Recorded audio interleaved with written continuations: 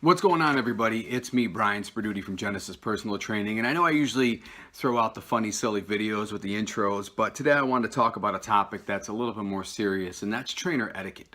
I spent a lot of years in this profession, and it's a tough profession because of the stereotypes that come along with being a personal trainer. I put a lot of years in education and blood, sweat, and tears into this to try to be the best trainer that I can be and provide the best service. Staying up on the latest research, webinars, certifications, researching, reading, trying to just stay up with the latest, just trying to get my clients the best information as possible when it comes to achieving their goals. And I do not use my title as a personal trainer or a fitness coach as a way to attract dates, or nor do I want to date my clientele. I am married with kids, and I am happy, and I think that's what actually gives me the ability to focus 100% on just helping people and researching the latest and implementing the latest information in this field. When it comes to working with clients, our goal is not only to help them physically, but also mentally. You want to take them to a better place physically and get them in shape, but also build up that self-confidence mentally and show them that, you can do this. You can achieve anything you put your mind to, and I'm here to walk you through that, as well as putting together a program that'll help us get there. Keep it individualized, keep it professional. This is my job. I don't want to have, this is not saying that I don't, but I don't want to have beers and hang out. I look at this as a professional individual that is helping you tailor a program and keeping you accountable, to that program to reach your goals. I'm doing my 50%. I need you to do your 50%. It comes down to just putting credibility back into personal training, and not taking advantage of an individual doing so. I'm not going to inbox you for dates. I'm not going to inappropriately touch you while we're training. That's not my thing. I don't do that. And I think certain trainers that do that give this profession a bad name. It does, and it infuriates me, because when I see a client, I see it as, okay, I have them fill out information.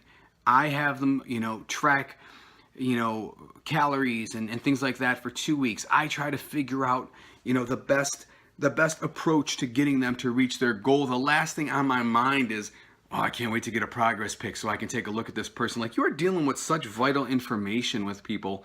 That's very vulnerable. They're trusting you. And the last thing you want to do is be a creep about it.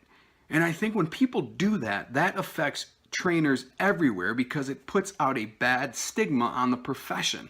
And I know this is a heavier topic today, but it sucks sometimes that people will have a bad experience with a trainer, and then they just clump all of us together, and now our profession is looked at as creepy guys that just want to see pictures of you naked. Just the honest truth, man. I see it. I know what it is. So I just want to make just a quick video, just when it comes to personal training. Myself and a lot of the trainers I work with are 100% professional in what we do. Listen, there may be times where you're performing an exercise, and I will ask, hey, can I show you? And it's hand placement and showing you where you should feel it, not in a creepy way. You're trying to do, you want to be as professional as possible. I don't want to be, I would never want to be known as the weird guy that inappropriately touches clients. That's disgusting. But there may be times where you have to hand placement or show somebody how to correct form or stuff like that. And there's a professional way of doing it, and there's a total creepy way of doing it. We have to understand, in our profession,